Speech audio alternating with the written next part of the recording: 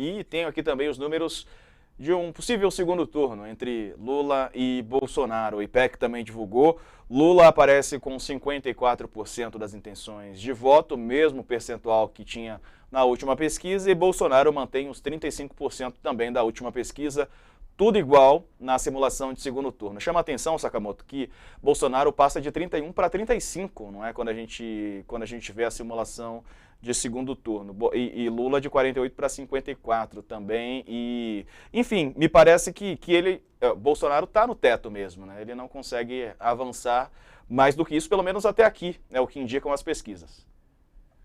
O que está limitando bastante, Diego, o presidente Bolsonaro, mas também o presidente Lula no segundo turno, né, de não haver um disparo maior, é a rejeição dos dois. Né? A rejeição de Bolsonaro a gente não viu ainda, daqui a pouco o IPEC deve divulgar, mas a rejeição impõe um teto.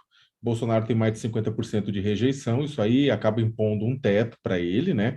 Lula também tem uma rejeição na casa de 30 e poucos por cento, isso também impõe um teto para ele, né? E claro que teremos por conta disso no segundo turno, se houver um segundo turno, é claro, muitos votos nulos e brancos que pessoas que não vão votar em nenhum dos dois, né? Ou abstenção, traduzindo isso abstenção. Mas essa rejeição, ela é mortal para o presidente da República. Não existe a possibilidade de um candidato vencer a eleição com mais de 50% de rejeição. Isso não existe. Né? Então, o presidente Bolsonaro, como mesmo colocou a professora Denilde, nos últimos tempos passou um boa parte. Você vai ligar a TV, tem lá a propaganda dele chamando Lula de ladrão o tempo inteiro. Houve, desde domingo, está havendo uma flodagem nas redes sociais, nos aplicativos de mensagens, né? Chamando, atacando o presidente Lula também, disparos em massa que estão sendo até investigados pelo TSE já.